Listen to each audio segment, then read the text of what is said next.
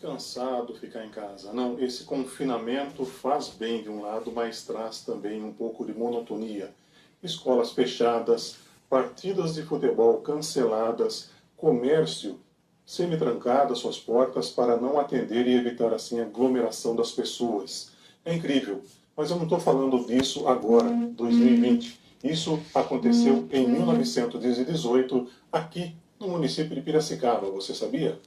É bom lembrar que não havia cura. Ainda era costumeira, inclusive, a existência de leprosários e sanatórios para confinar as pessoas distantes da sociedade. Nós hoje vivemos um tipo de confinamento em casa, que é bem melhor. E olha só, não havia muito o que se fazer nessa época. 1918, devido à tão temida gripe espanhola.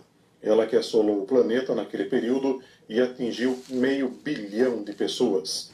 Piracicaba não ficou distante dessa pandemia que foi importada da Europa durante a Primeira Guerra Mundial.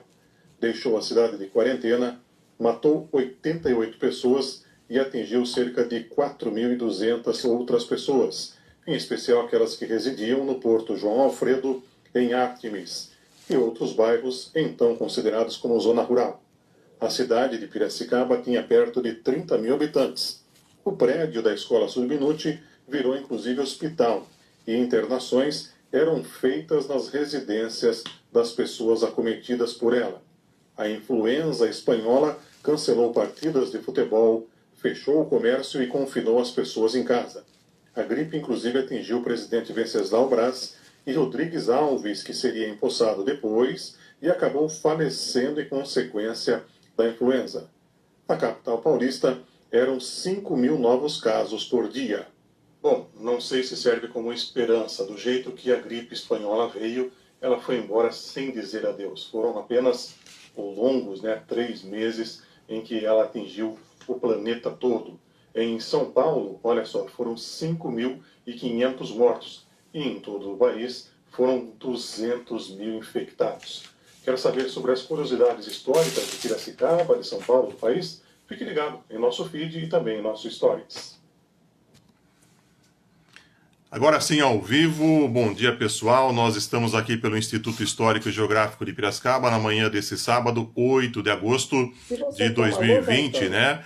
Para falar que infelizmente a live com o Noedi Monteiro não irá acontecer. Tivemos um problema técnico na conexão dele, ele acabou perdendo aí o seu aparelho, né, de uma hora para outra, de forma que nós não teremos essa live a respeito da questão aí do brasão, né, do município de Piracicaba. Uma pena, fica aqui a nossa, portanto, a nossa satisfação, né, para você, já que durante a semana, nós fizemos aí a divulgação, né, de que teríamos o Noedi Monteiro hoje falando sobre a revisão do brasão municipal de Piracicaba. Por um problema técnico, ele acabou dando suas desculpas, pedindo aí as mais sinceras desculpas, né, a respeito dessa questão. Infelizmente, são questões técnicas que acabam atrapalhando aí a nossa rotina. Lembrando que o Instituto Histórico e Geográfico de Piracicaba tem ainda disponível no seu site, né,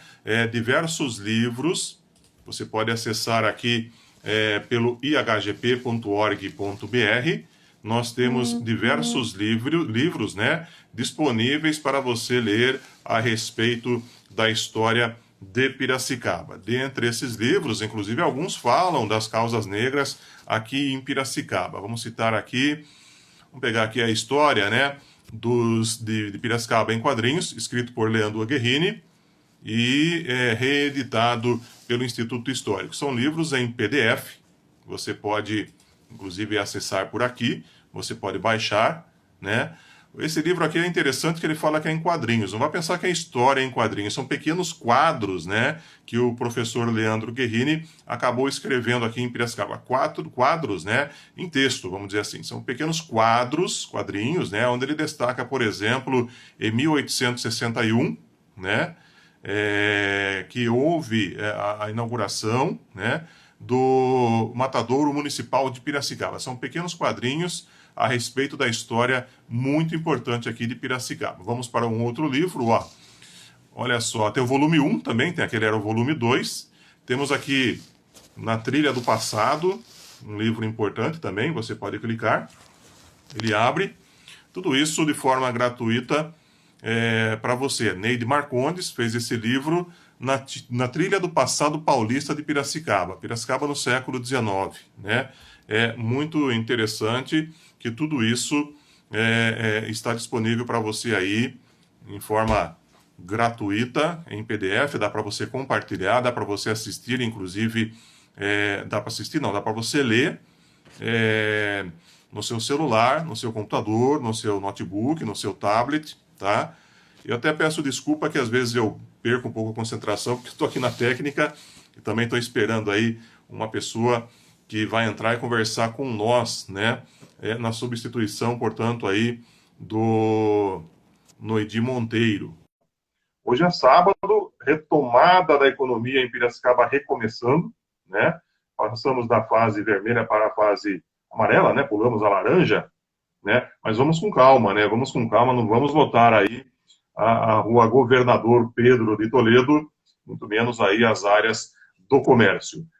Para nossa satisfação, retomamos hoje o contato com o professor Vitor Venkovski, ele que já foi presidente do Instituto Histórico e Geográfico de Piracicaba, é presidente da Academia Piracicabana de Letras e também hoje é diretor tesoureiro, né, o homem que guarda as 7 chaves do cofre do Instituto Histórico de Piracicaba nessa nova diretoria. Vitor, bom dia, é um prazer tê-lo aqui. Obrigado aí por nos socorrer devido a essas questões técnicas nesse sábado.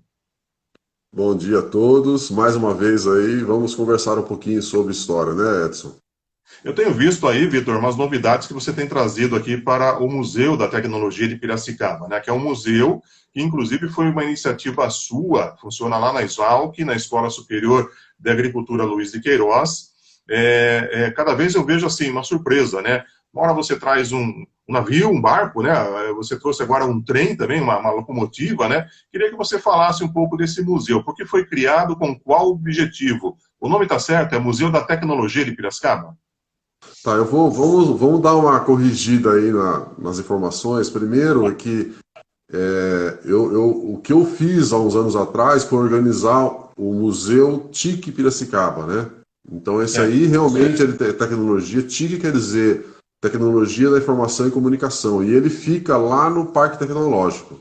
Então lá nós reunimos vários equipamentos que foram... a origem desses equipamentos é um projeto recitrônico que é feito por já alguns anos pelo Rotary, né? Então nós resolvemos alguns anos atrás pegar parte desses equipamentos eletroeletrônicos que eram doados para o recitrônico. Nós resolvemos montar um museu. Então o nome do museu chama Museu TIC Piracicaba. TIC quer dizer Tecnologia da Informação e Comunicação. Então ele fica lá na parte... no Santa Rosa, no Parque Tecnológico. Hoje, é claro, quer dizer, hoje não, desde o início do ano está fechado, claro, né? Mas nós já realizamos desde sempre, né? Há uns 3 anos que, no início, esse acervo ele ia nas escolas, então a gente levava todo o material, montava lá um local próprio para as crianças terem contato com essa tecnologia. Então elas brincavam com os equipamentos, uma coisa muito divertida, né? Daí nós resolvemos colocar esse museu fixo lá no Parque Tecnológico na Santa Rosa. Mas lá também nós recebemos vários estudantes já, inclusive a gente pagava ônibus, o ônibus ia na escola, pegava as crianças, os jovens ou crianças, né? 30, 40 jovens. Daí nós fazíamos atividades lá no Parque Tecnológico e fazendo contato com tecnologias, visitando as empresas também, porque o Parque Tecnológico ele abriga lá várias empresas na área de tecnologia. Então nós também fazíamos esse trabalho com os jovens ali, para eles terem contato com a tecnologia, para incentivar os jovens a entrarem nesse mundo da tecnologia, né? Vitor, eu não conheço pessoalmente o museu, né? Mas eu já vi aí algumas fotografias. Como que é a reação dessa geração, Y, né? A geração atual é Y, se eu não me engano, né? Como que é esse envolvimento deles quando vem, por exemplo, um telefone de disco, né, que é aquele telefone de fazer assim, né? Como que é o envolvimento? Acho que nem sabem o que se trata aquilo, né? Quando vem uma máquina de datilografar, imagino que eles nem saibam, penso que é uma coisa brincadeira. E para nós foi uma ferramenta, foram ferramentas, né, muito sérias de trabalho. Explica para nós qual que é a reação deles.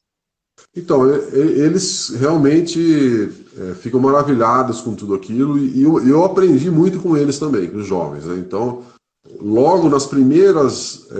porque esse projeto ele começou quando nós fizemos a primeira exposição, foi no Shopping Piracicaba, né? O shopping liberou das lojas lá, que estava fechada, e nós criamos... Tudo começou lá, né? Mas, então, sempre, todas as vezes, a gente aprende muito com os jovens. E uma coisa que mais me impressionou é que eles ficavam maravilhados com a máquina de escrever, né? Então, como a máquina de escrever deve ter mais de 10 lá disponíveis, né?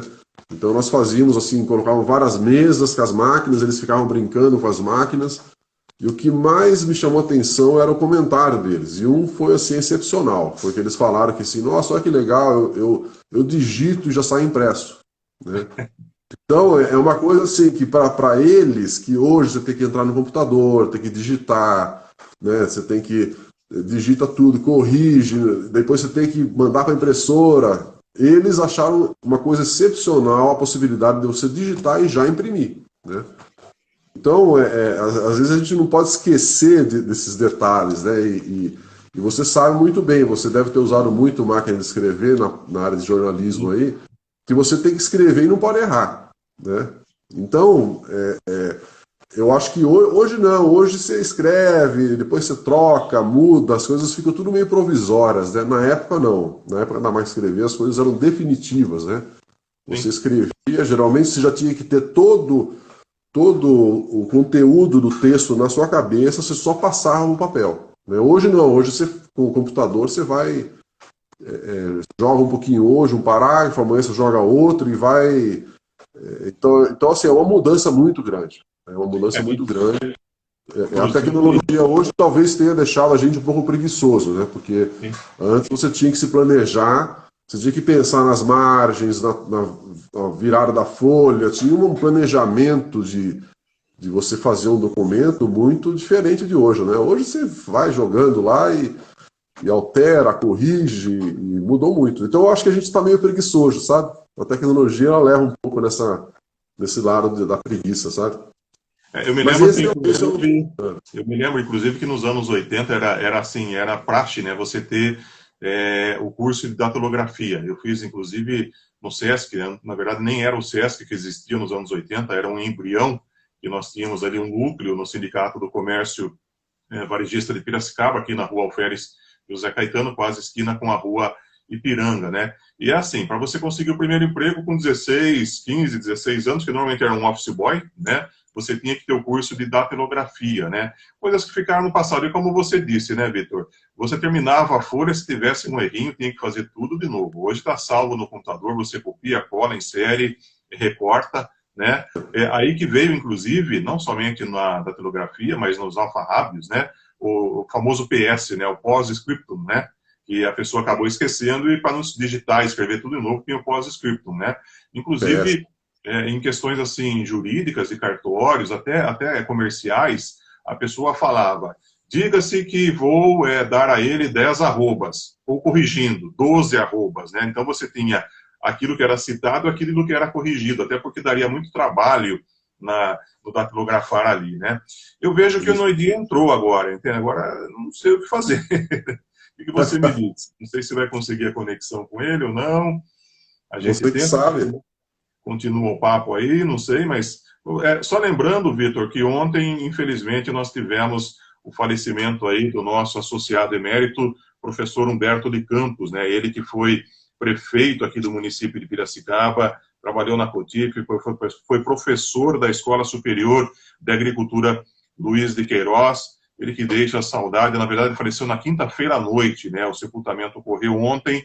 Humberto de Campos, inclusive, era associado emérito aqui do Instituto Histórico e Geográfico de Piracicaba, pela condição de ex-prefeito, assim como são outros, né, ex-prefeitos, Barjas Negre, que é o atual, na verdade, né, o Gabriel Ferrato e outros que passaram aí pelo Executivo Municipal. Fica, portanto, o registro aí do falecimento do nosso associado Humberto de Campos, uma pessoa boníssima. Trabalhei, inclusive, na campanha dele, lá por volta de 93, 94, e, inclusive, me lembro até hoje que na véspera já era cantada a vitória do opositor dele, que era o ex-prefeito João Herman Neto. Todas as pesquisas indicavam que o Herman seria eleito.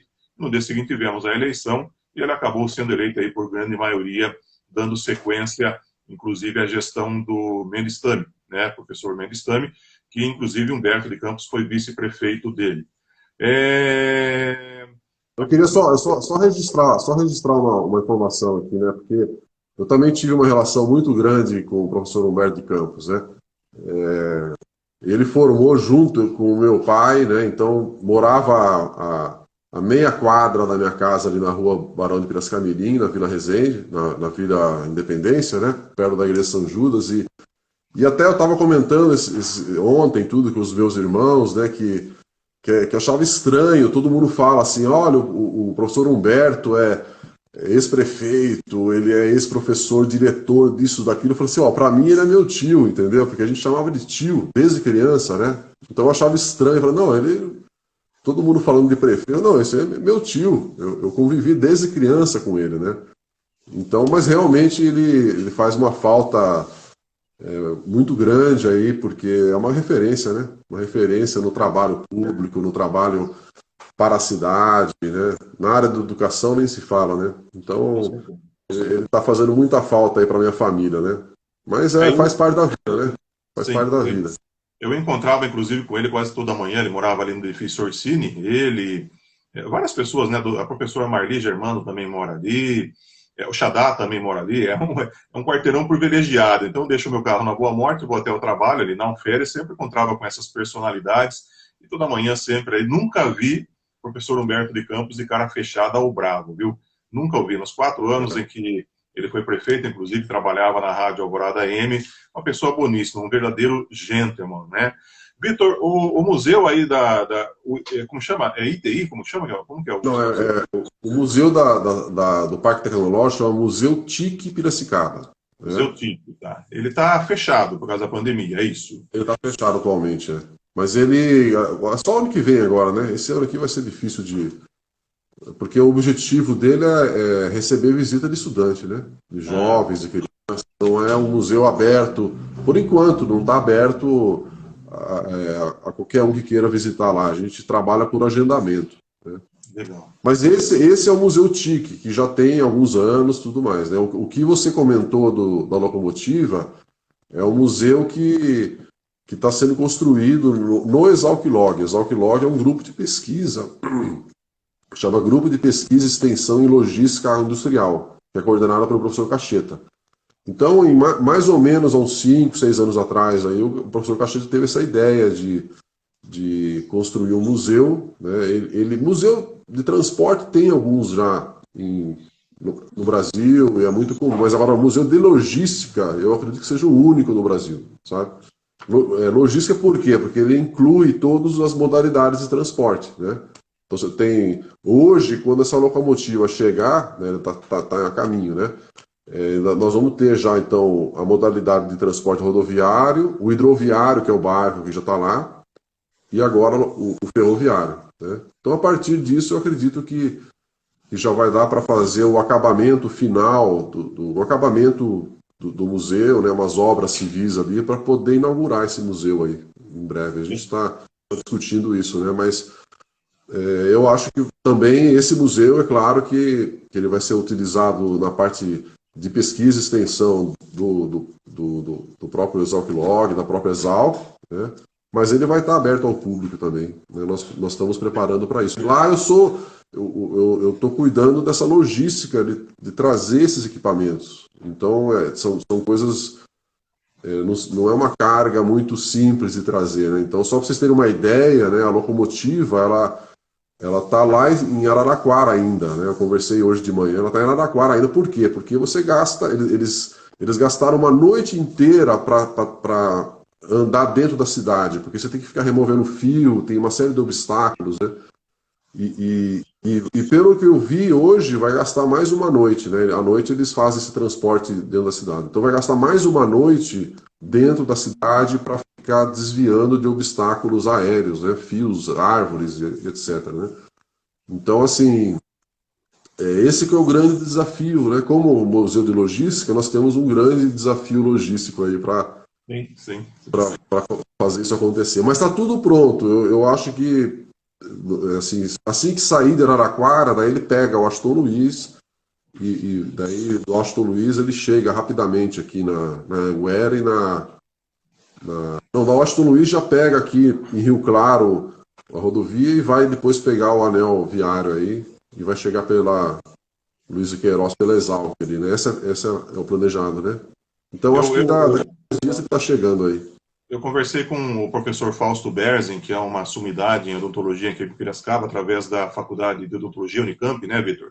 Ele me contou que lá por volta de 76, assim que foi fundado, foi criado o prédio da faculdade, em frente ao shopping, na verdade o shopping nem existia, né, surgiu depois de 10, 11 anos, lá no bairro do Areião, né, eles conseguiram um vagão de um trem da FEPASA, inclusive que nos anos 70, 80, tem muitos amigos dentistas que falavam que era um refeitório. Então foi feito um refeitório, o vagão ficava por lá, né, as pessoas entravam, foi montado um restaurante, ali era o refeitório dos estudantes, já que a ocupação da FOP ocorreu durante a sua construção. Não estavam todos os pavimentos já erigidos, né, não estavam construídos, finalizados, eles almoçavam por ali. E a FEPASA doou de São Paulo. O interessante é que ele veio pelo trilho, veio de São Paulo, parou na estação da Paulista, né, perto daqui onde eu me encontro, inclusive, essa logística foi mais fácil. O difícil foi depois transportar da Paulista para lá no Areião, né? Passar a ponte, etc e tal. Até tivemos uma transportadora, existem fotos disso, né? Uma transportadora que doou ali. E não são caminhões, não é caminhão cegonha, não é um caminhão comum, né? São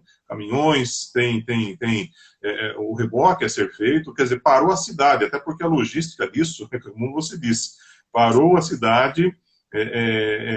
Assim, todo mundo queria ver, né? Descer do Dr. Paulo de Moraes, passar a ponte do Murato, pegar ali a Nova Piracicaba, enfim, há uma logística que, como você disse, é complicadíssima, ainda mais hoje com fio, né? Para tudo que é canto, em postes aqui de Piracicaba. Vitor, uma coisa aí que a Valdiza Caprânico, que está nos assistindo, o Pedro Maurano Meto também está nos assistindo, a Sara Rodrigues está nos assistindo, obrigado aí, Sabrina Franzol também está se recuperando. Andou de bicicleta, caiu, hein, Sabrina? Cuidado aí, hein? Cuidado agora mais com essa mudança de fase vermelha para amarela. E todo mundo, né, que abriu a porteira, que a boiada vai fugir, né, Vitor? Vamos com calma por aí, vamos com calma. Hoje tem São Paulo, Palmeiras e Corinthians na final do Paulistão. Vamos ficar em casa, se preservar. Dia dos Pais amanhã, né? Mas o que eu queria comentar com você é o seguinte: a Valdiza lembrou que o Instituto Histórico e Geográfico de Piracicaba possui uma participação também nesse museu que você coordena aí na Exalc. Eu me lembro quando criança, ali no cruzamento da Rua Ipiranga com a Benjamin, numa esquina, sempre vi uma bomba de gasolina, né? Curioso, era bem na esquina de uma rua, né? Ficou por muito tempo ali desativada. Depois o Instituto Histórico acabou ganhando a Sabrina está dando risada aí da queda dela, né, Sabrina?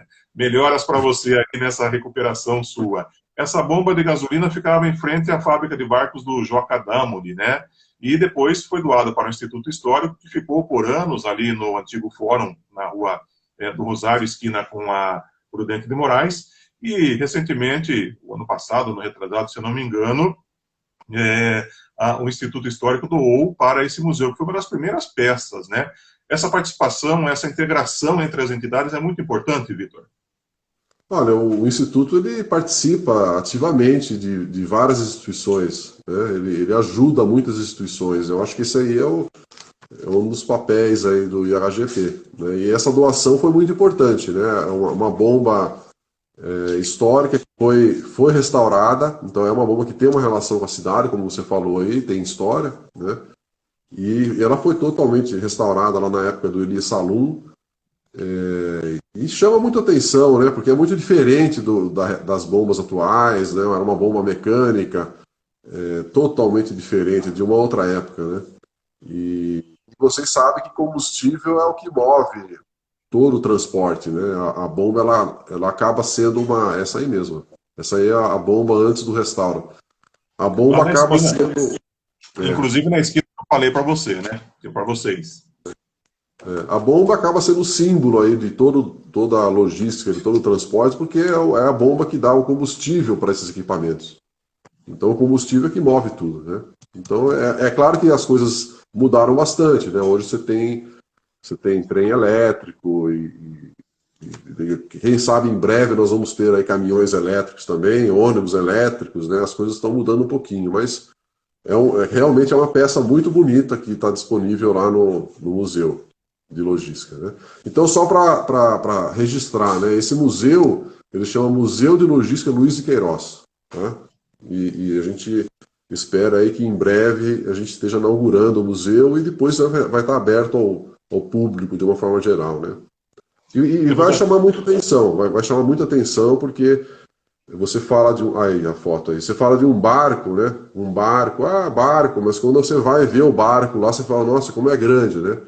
E locomotiva também, você vê, às vezes na televisão, uma locomotiva passando, você não imagina o que seja, né? Quando você vê uma locomotiva de perto, você começa a ver como é bruto, né, esse serviço aí, né, de transporte ferroviário. São equipamentos gigantescos, muito maiores do que as locomotivas a vapor do passado, tudo, né? São máquinas enormes, né?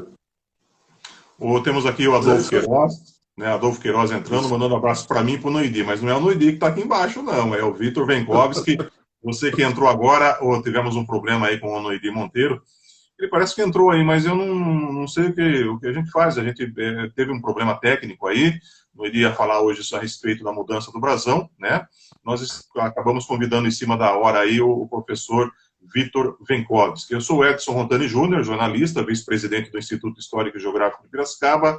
Nesse mês de agosto, aniversário do município, 253 anos, estamos todo sábado às 10 horas da manhã fazendo uma live resgatando a história de Piracicaba, porque o Instituto Histórico tem realmente história para contar e Piracicaba tem muito mais história registrada. Vitor, o ano passado, muito antes dessa pandemia, muito antes desse Covid-19 surgir, você pegou a esposa e foi para o outro lado do mundo, foi lá para o Japão, né? E lá, você me disse assim que existem trem-bala, tem bonde, aí, a Holanda, inclusive, se eu não me engano, Holanda tem bonde. Por que essa filosofia ainda existe em países de primeiro mundo, países desenvolvidos? E aqui em Piracicaba não temos mais trem, não temos mais ônibus, não temos mais bondes. Por que tudo isso aí mudou no Brasil? Foi ganância, foi indústria? Como que você avalia essa questão? Eu acho que é um conjunto de acontecimentos do passado aí que acabou convergindo para a retirada de todo esse material ferroviário, né? Piracicaba aproveitou no século XX, principalmente, né? Ele usou muito ferrovia. A gente não faz nem ideia, mas a cidade era uma cidade que dependia muito das ferrovias. Então ela tinha 2 linhas ferroviárias, a Sorocabana e a Paulista. Ela tinha 3 linhas de bonde, ela tinha 2 linhas de trem de transporte de cana, um da Monte Alegre e o outro do Engenho Central, linhas grandes que transportavam cana da plantação para dentro da usina, inclusive, né? Piracicaba também teve um porto, quer dizer, o João Alfredo, lá em Artemis, né? Então teve um porto lá com uma pera ferroviária, com estrutura que tirava a carga do trem e passava para o barco, né? Então é uma coisa que hoje nós não temos isso, mas na época era uma alta tecnologia, era o que existia de melhor, né? E também Piracicaba, pelo que está registrado na história aí, nós temos aí também o papel importante do Bottin, né, que foi o que construiu a primeira locomotiva no Brasil, a vapor, né? Lá quando ele trabalhava no momento lá no Monte Alegre. Então ele construiu várias locomotivas no Monte Alegre. Então Piracicaba sempre teve, no século XX, ele usou muito ferrovia, né? Mas daí por uma série de questões aí que daria para fazer uma outra live para explicar isso, né? Uma série de questões, o Brasil optou por abandonar o uso dos trens, né? Mas isso foi uma realidade de vários países, sabe? Não é uma questão só do Brasil. A ferrovia ela depois da Segunda Guerra Mundial, principalmente, ela entrou em declínio em vários países, né? Aqueles países ditos centrais ou aqueles desenvolvidos, como a gente chama, eles mantiveram as ferrovias, né? Agora, os países mais pobres, periféricos, ou do terceiro mundo, ou segundo mundo, não sei, esses países todos tiveram uma decadência muito grande das ferrovias. Mas é assim, a história, nós é que temos que decidir, né? Hoje eu vou dizer para você que a ferrovia no Brasil está caminhando, uma série de dificuldades, mas está caminhando. Uma novidade que surgiu nos últimos, a gente chama de renovação das concessões, né? Então, as renovações das concessões ferroviárias têm uma cláusula lá que reserva alguns milhões de reais para patrimônio ferroviário. Então, essa é uma novidade. Chegou muito tarde, mas chegou.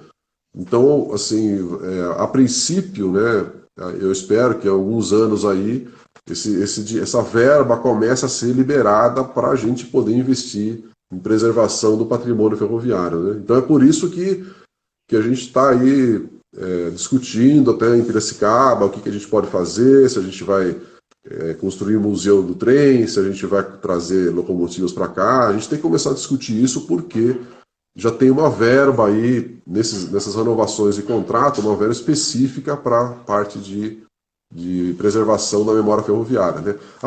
A memória ferroviária, em algumas cidades estão muito na frente, né?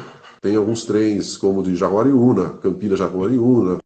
Um outro que é muito famoso também é o trem do Vinho, lá no sul, né? De Bento Gonçalves até Carlos Barbosa, que é muito famoso. E eu não sei, eu acho que Piracicaba tinha que ter um desse trem, né? Com certeza. Piracicaba tem uma história, uma relação muito grande com o trem, e a gente não pode ficar fora disso, né? Então, quem sabe isso aí entra nas discussões aí do próximo mandato do prefeito aí, né? Vitor, você falou uma coisa Vai falar. importante. Eu morei por 37 anos na Rua Alferes, a 3 quarteirões da Estação da Paulista, né? E você acredita que sou da geração X, nem Y, né? Somos nós, né? A geração X.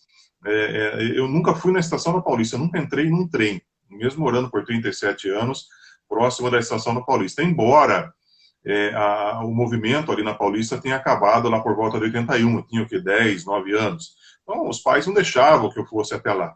Se eu não conheci, tendo essa oportunidade de ter morado, na verdade, a primeira vez que eu fui, inclusive, na Estação da Paulista, foi num carnaval ali, não sei se vocês lembram, na gestão do José Machado, virou um sambódromo, né?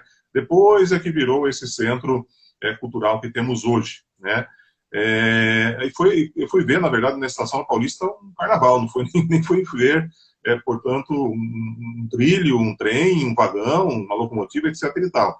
Aí, há uns 4, 5 anos atrás, eu peguei meu filho e falei, vamos conhecer o trem. Fomos para Jaguariúna, que é onde você falou, né? Que termina lá em Pedreira, se não me engano, né? Passa pelo porto de Anhumas, passa por vários portos, né? Você vê fazendas, etc. e tal. Vitor, é muito importante. Lá temos, inclusive, uma associação, né? Que cuida da memória ferroviária disso. Não deve ser barato, né? Não deve ser barato, até porque não é assim, você pega o trem e põe na gaveta. O trem fica ali com as intempéries da natureza, chuva, granizo, sol, etc. e tal. Você tem toda a conservação. Mas eu falo para você, hoje meu filho está com 15 anos, acho que na época tinha menos de 10. Se você perguntar para ele, vai ser uma memória que ele vai lembrar para o futuro, né? Isso como lazer, o trem como lazer, mas o trem ainda continua sendo um meio de transporte. São Paulo, metrô, por exemplo, Rio de Janeiro, que ainda existem trens, né? Aqui em Piracicaba parece que se não saísse de você, nós não temos, assim, apoiadores com relação a isso. Até porque a indústria, né? A indústria é muito forte, né? Aqui a indústria automobilística, ela é muito forte com relação a isso. Pedágios, temos uma série de condições, interesses comerciais, vamos dizer assim, que acabam destituindo essa ideia, principalmente, que você defende em Piracicaba. Você está voltando naquele assunto lá, né? Por que sumiu a ferrovia do Brasil, né? Mas a gente reconhece essa situação aí, mas as coisas estão voltando, né? Não sei se a velocidade está correta, né? Mas tudo depende da sociedade, sabe? A sociedade brasileira é uma sociedade que pensa, age, vive pelo carro, pelo caminhão. Então, e tem seus méritos, tá? As pessoas não usam caminhão à toa, usam caminhão porque tem muitas vantagens, né? E o brasileiro, ou como qualquer cidadão aí, prefere vantagens, né? Mas assim, o que acontece, né? Retomando um pouquinho aquele assunto da viagem para o Japão, né? Eu já estive lá em outros anos, né? No passado, quando eu era jovem, e tudo. E o que acontece é que lá a sociedade é uma sociedade ferroviária, né? Quando a gente fala que é uma sociedade ferroviária, é porque as pessoas pensam. Quando você fala assim, eu vou para algum lugar, a pessoa não pensa em ir de carro, ele pensa em ir de trem, né? Então, o pensamento do japonês é diferente do nosso. É claro que a Europa é um pouco, lá talvez seja um pouco misturado, né? Ferrovia com rodovia, tudo, né? Mas nós seguimos, é claro, a lógica americana, né? Depois da Segunda Guerra, a gente se aliou aos americanos e o americano é rodoviarista, né? Ao extremo, né? Apesar que lá tem muitas ferrovias também, né? Que a maior malha ferroviária de carga do mundo fica lá nos Estados Unidos. Mas então, o que eu estava voltando para o Japão, né? A sociedade lá, ela está voltada ao trem, né? Tudo é trem. Então lá ainda existe aquela ideia que aqui existia também, né? Que sempre que as coisas acontecem tudo em volta das estações ferroviárias, né?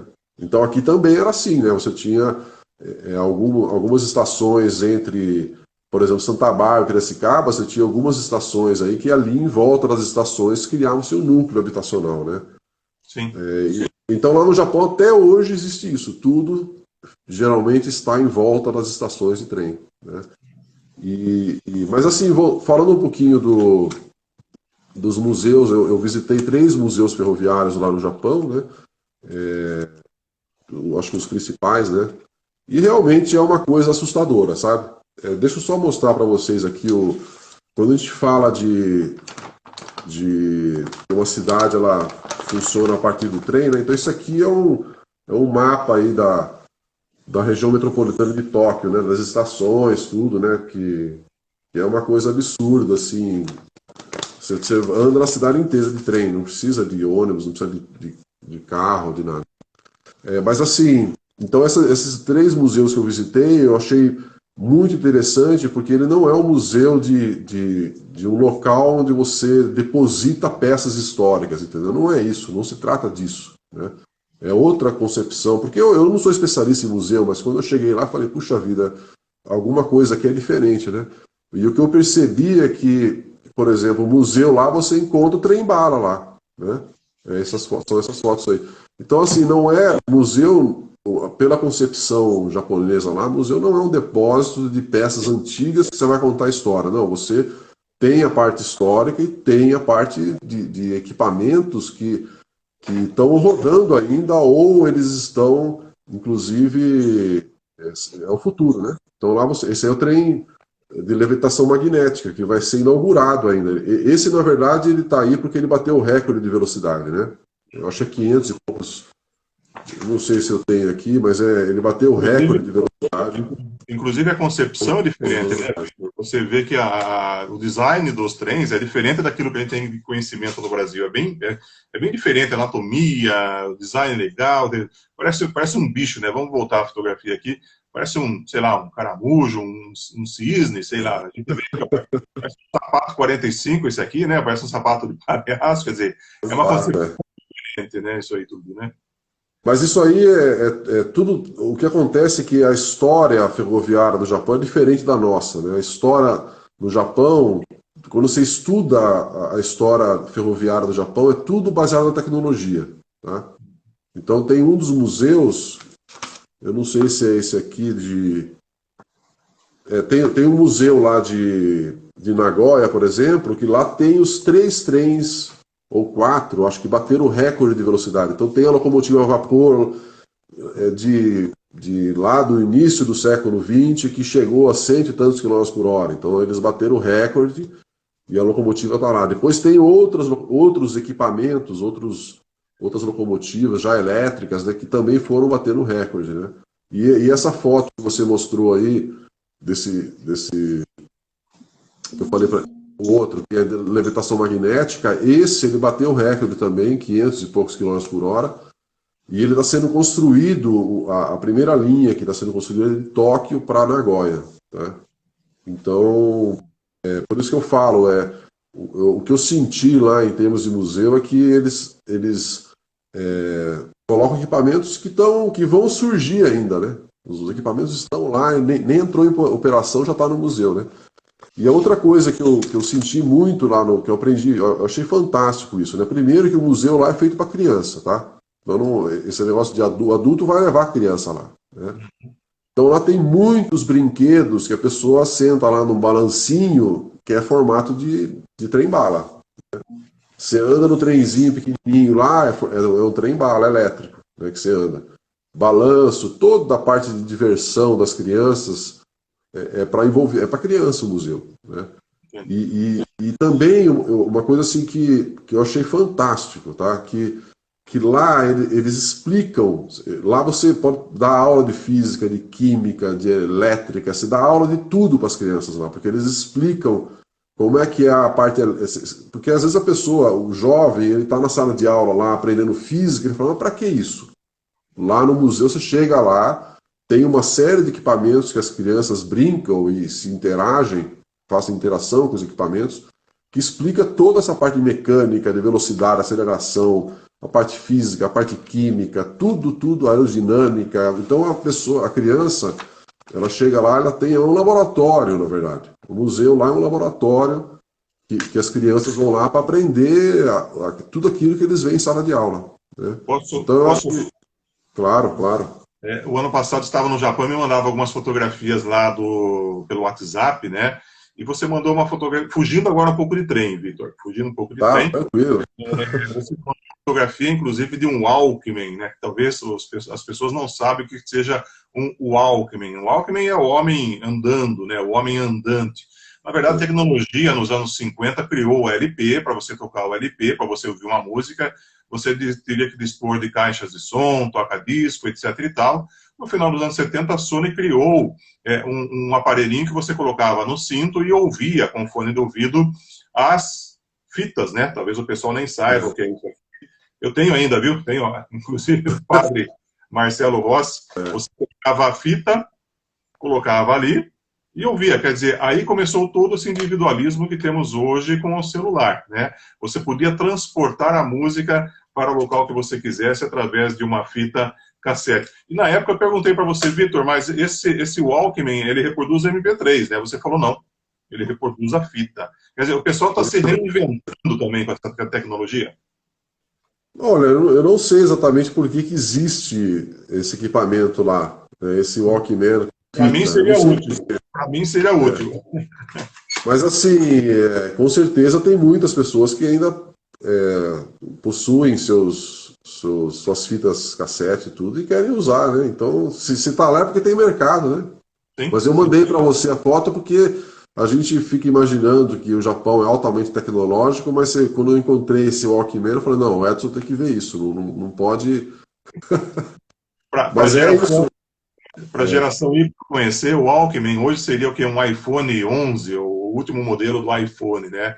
Era questão de status, inclusive, na época, né? Mas você sabe, viu, Edson, já que você está cutucando essa história aí, levantando essa história do Walkman, eu pesquisei um pouco sobre isso e, na verdade, foi um alemão brasileiro que inventou isso aí. Sim, tá? sim.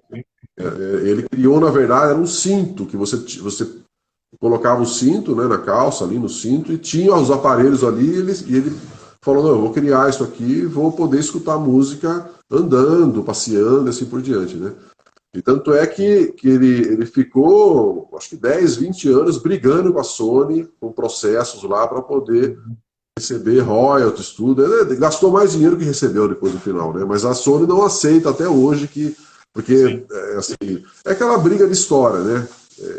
Os países que trabalham mais a história, eles conseguem se estabelecer para até dizer, olha, eu que inventei isso, né? O Brasil, como ele é muito fraco de história, ele não consegue, às vezes, marcar no mundo o que o brasileiro fez, né? Eu já vi que você várias vezes aqui falou que quem inventou o telefone foi o padre, que você pode até explicar melhor aí, né? Tem alguns equipamentos que algum brasileiro acabou criando e, no fundo, no mundo ninguém reconhece isso. Né? Por quê? Porque o Brasil não trabalha a sua história de forma adequada, né? Ele não trabalha, e daí algum outro país aí assume a paternidade dessas invenções, geralmente está ligada à patente, né? Quando a pessoa depositou a patente, se ele foi o primeiro, não interessa, mas o mundo acaba reconhecendo essa pessoa como o inventor, né? Então, mas isso aí é uma questão, é só um parênteses aí, já que você levantou essa história do Walkman, né? Vitor, nessa viagem que você fez ao Japão, acho que foi em junho, julho do ano passado, né? Você levou alguns livros aqui da Academia de Letras, do Instituto Histórico, do nosso querido Cecílio Elias Neto também, se não me engano, né? A bagagem tinha mais livro do que roupa, né? Você fez aí, inclusive, doações para embaixadas. Queria que você falasse como que foi levar essa cultura de Piracicaba para os representantes do Brasil, da língua portuguesa no Japão. Então, pela associação, né, a TEP, né, eu também sou presidente da Associação das Empresas de Tecnologia de Piracicaba e Região, que chama TEP, né, que fez agora em agosto 4 anos. Então, eu através dessa associação, né, que trabalha com tecnologia, com software e tudo mais, eu entrei em contato com a embaixada em Tóquio e falei para eles, olha, eu estou indo para Tóquio em julho e eu gostaria de saber se vocês podem marcar algumas reuniões em algumas instituições aí de Tóquio, né? E ligadas a startups, a tecnologia e assim por diante, né? E daí o que eu fiz? Eu acabei enchendo realmente a minha mala de livros do Cecílio, do Estudo Histórico, da Academia, e quando eu cheguei lá, cada visita eu distribuía esses livros, né? E principalmente aquele livro dos 100 anos da imigração japonesa em Piracicaba, que foi escrito pelo Cecílio. Então, como uma parte do livro está em japonês também, então, assim, português, inglês e japonês, né? Então foi realmente, assim, quando eu terminava a reunião, eu chegava e falava, agora para um pouquinho aqui, eu tenho um presente para você, né? A nossa relação é muito... Piracicaba tem uma relação muito grande com os japoneses, né? Eu pegava, dava um livro para eles lá, e é claro que eles ficavam maravilhados, né, com tudo isso. Mas daí eu levei também no prédio lá do governo de Tóquio, né? Porque Tóquio, na verdade, não é uma cidade, sabe? Tóquio é a região metropolitana de Tóquio. Não existe uma cidade de Tóquio, né? É uma região metropolitana que inclui cidades, bairros, distritos, ilhas e assim por diante. Então eu fui nesse prédio aí e também entreguei um livro. Falei assim, olha, eu estou entregando aqui, entrega para a governadora, né? Você sabe que é uma governadora, né? Que cuida do governo de Tóquio, né? E também foi um momento muito especial. E daí na embaixada também, né? Eu levei lá na embaixada, deixei lá para eles os livros todos, né? E eu acho que é o mínimo que pode fazer, né? A gente tem que levar Piracicaba para o mundo, né? Então, um pouquinho de Piracicaba está lá do outro lado do mundo. Eu acho que isso é importante, né? Como o pessoal fala que lá, até o Pedro Meto, se eu não me engano, escreveu aqui, tradição milenar. Na verdade, o Japão vem de nem sei quantos mil anos tem aí.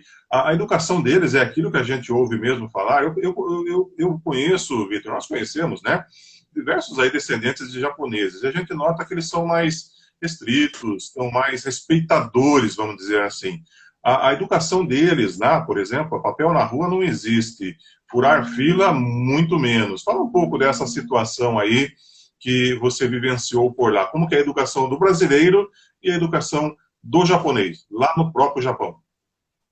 Eu não sei, cada país tem suas características, né? Tem seus pontos positivos, negativos, e é claro que lá eles têm um respeito extremo, né? Principalmente idosos, né? Tanto é que professores e mais idosos, eles são muito respeitados, né? Então, vamos dizer assim, essa hierarquia é muito presente lá, sabe? Então, o pessoal que é... Porque não é à toa, né? A gente vai com o tempo, isso acontece no mundo todo, né? Com o tempo as pessoas vão adquirindo um certo conhecimento, uma certa experiência da vida, então é claro que o respeito dos mais velhos lá é ao extremo, né? Mas é claro que eles são muito exigentes. Eu vou falar para você o seguinte, o que mais me chamou atenção lá, tá? Que é claro que alguns podem falar assim, mas você é turista é bem... todo mundo trata bem turista, né? Mas eu não vi só isso comigo, eu vi com todo mundo, sabe? que você vai em museus, em lojas, em shoppings, onde você vai, eu me senti o rei, o consumidor rei, entendeu? Então eu senti assim, até comparando com Piracicaba, né, ou com o Brasil, você chega aqui parece que o funcionário da loja está fazendo um favor para atender você, né? Lá não, lá eu sentia, nossa, a pessoa só falta pagar a conta para mim, entendeu? Porque eu e minha mulher, a gente se sentiu assim maravilhado, porque o atendimento era fantástico, né? Então, e é claro que alguém poderia falar assim, mas você é turista. Não, eu verifiquei, né, por exemplo, principalmente aquelas estações de trem gigantescas que você fica, é só você olhar um pouquinho pro alto, assim, alguém já chega perto de você, ó, você está precisando de alguma coisa? Né? Então eu tinha assim uma equipe de pessoas, grande, dezenas de pessoas nas estações de trem ajudando todo mundo, sabe? Então eu achei que, é claro que a gente pode até pensar assim, eles estão se preparando para a Olimpíada. Pode ser também isso, né? Sim. Pode ser. Não aconteceu a Olimpíada esse ano, mas o ano passado eles já estavam tudo preparado para a Olimpíada, né? Então eu senti muito isso. Eu senti assim que Você fala japonês ou não? Sukoshi daqui. Como? Agora se vira, meu filho. Fico com a vespeira aí. Eu falei alguma coisa, se vira agora para traduzir isso aí. Depois você escuta e traduz, tá? Mas assim, eu achei que eles são muito organizados e é uma coisa que a gente não sabe o que é isso, né? Essa organização, são coisas muito básicas, sabe? E eu sinto assim, eles têm muitos problemas, é claro, tem muito problema sério lá também, né? Eles têm problema de suicídio muito grande lá, isso aí a gente já sabe disso há muito tempo, né? Então, quando eu estava lá, inclusive, a gente estava indo lá mais para o sul de Tóquio, né, para visitar o Buda, né, o grande Buda, né, e quando a gente estava lá para pegar o trem parou. Ora, a linha está interrompida, tal. Por quê? Porque alguém se jogou na linha de trem, né? Só que o que acontece? Eles colocam uma coisa que mudou, né? Porque eu estive lá há 30 anos atrás também, né? Então o que mudou de 30 anos para hoje, né? Ou para dias mais recentes aí? Eles colocaram guardas, né? Guardas que eu digo são obstáculos físicos, né? Da plataforma para a linha do trem. Então quase todas as estações lá tem agora um obstáculo físico para ninguém cair na linha de trem, né? Tá? Que é uma coisa que aqui no Brasil está começando já também, né? Eles estão começando a colocar isso. Vitor, nós estamos chegando quase ao final, aí já temos 55 minutos, se eu não me engano. Temos uma limitação de 59. Eu queria registrar aqui a presença de algum membro, né, do Instituto Histórico de Passo Fundo, nossa entidade co-irmã, assistindo essa live hoje aqui nesse sábado, 8 de agosto, em comemoração ao aniversário de Piracicaba, nosso professor convidado hoje, professor Vitor Venkowski, falando um pouco da tecnologia. Vitor, considerações finais, por favor, para a gente poder encerrar. A gente agradece do fundo do coração aí a sua rápida iniciativa, né, na ponta de bala aí, para a gente poder falar, conversar nesse sábado a respeito de um assunto tão interessante que vai ficar, inclusive, gravado aqui no post, né, do Instituto Histórico. Suas considerações finais, fala que eu não deixei de você falar, aproveita esses minutos aí. Bom, eu queria só dizer que, até para repetir um pouco o que eu falei na outra live, né, que a gente não pode esperar que os outros contem as nossas histórias, tá? Então, achar que alguém do Brasil ou alguém lá de São Paulo vai começar a falar de Piracicaba, isso aí não acontece. Vocês sabem até, inclusive, que na televisão, para Piracicaba aparecer na televisão hoje, é só se tiver uma tragédia, né? É difícil. Então, assim, nós temos uma grande responsabilidade de contar as nossas histórias, né? Nós temos que cuidar dos acervos, nós temos que escrever livros, contar histórias, temos que fazer museus. Piracicaba tem pouco museu ainda. Tem muita coisa para ser construído, né? O Museu da Indústria, né? O Museu Ferroviário, tem muito que se... O próprio Museu de Piracicaba, o museu que trata da história de Piracicaba, está faltando, né? Então nós temos que cuidar da nossa história e para isso alguém vai ter que fazer isso. Então somos nós. É através do IHGP, é através da Academia Piracicabana de Letras, é através da CIP, que tem o Memorial do Empreendedorismo, né? A Exalc tem alguns museus dentro da Exalc lá, que às vezes as pessoas nem conhecem, mas tem coisas muito interessantes lá também. A própria Unimep com o Marta Watts. Então tem outras instituições aí que trabalham com museus, com acervos. Nós temos que desenvolver mais isso aí, né? Porque ninguém vai fazer. Se a gente não fizer, ninguém vai fazer, né? Tá certo. Então eu convido todos, se queiram, se precisar, entre em contato com o IHGP, que nós precisamos fortalecer as equipes aí, né? Para trabalhar pela história. Obrigado por tudo aí, viu, Edson, para você também. E resgatar, inclusive, histórias como essa que eu falei, que a Sabrina Franzol achou incrível, né? Um sambódromo na estação de trem. Isso é verdade, eu vivi, eu presenciei isso daí, não é história não, mas é legal. Vitor, obrigado, bom fim de semana. Você é pai, como chamam seus filhos? Leonardo e Eduardo. E a esposa? Neiva. A Neiva, então parabéns a você pelo Dia dos Pais, comemorado amanhã, 9 de agosto. Fique em casa, se sair, use máscara.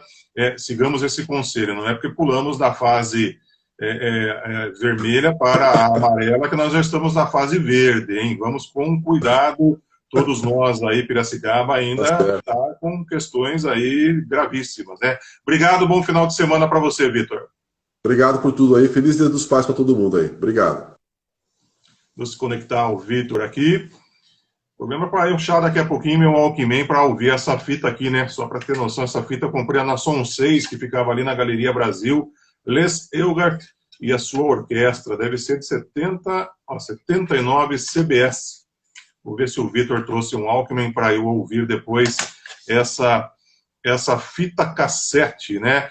Lembrando que toda essa história, esse compartilhamento de informações que o Instituto Histórico e Geográfico realiza para você é feito de forma gratuita, mas eu vou dar uma liquidão agora. Se você puder ajudar a manter e divulgar, inclusive, a história de Piracicaba, nós temos em nosso site ihgp.org.br uma página de doação. Você pode fazer a sua doação através do PagSeguro. Não é nada forçado. Se você gostou da história, quer um livro do Instituto, seja físico ou virtual, ajude a manter essa história com a sua doação. Você pode doar a partir de R$30, pode ser recorrente, inclusive, através do cartão de crédito. O que é recorrente? Todo mês você doa aquela quantia e é descontado do seu cartão de crédito. Dependemos muito dessa boa vontade de você para poder trazer histórias como essas. O Instituto Histórico e Geográfico, inclusive, tem uma gama muito grande de livros publicados, livros físicos, que podem ser retirados gratuitamente. Estamos de portas fechadas devido à pandemia, não é porque nós avançamos essas duas fases, né, do plano SP de retomada da economia que nós já iremos abrir na segunda-feira. Tudo depende de decisões da diretoria, dos membros a respeito do atendimento. Mas ainda esse ano de 2020 voltaremos a abrir as portas para você realizar sua consulta, sua pesquisa e tomar um cafezinho gostoso lá na sede do Instituto Histórico e Geográfico de Piracicaba. Nossa entrevista hoje foi com o professor Vitor Pires Venkowski, ele que é diretor tesoureiro, né, atualmente do Instituto Histórico e membro aí, fundador, presidente de outras instituições, tecnologia, da TEP, da Academia Piracicabana de Letras. Eu sou o jornalista Edson Rontani Júnior, vice-presidente do Instituto Histórico e Geográfico, que agradeço do fundo do coração a sua participação aqui nesse sábado. Qualquer coisa, nos acompanhe aí pelas postagens, todo dia temos uma novidade em nosso Instagram. Bom Dia dos Pais para vocês, se cuida se for sair, mas de preferência fique em casa. E até sábado que vem.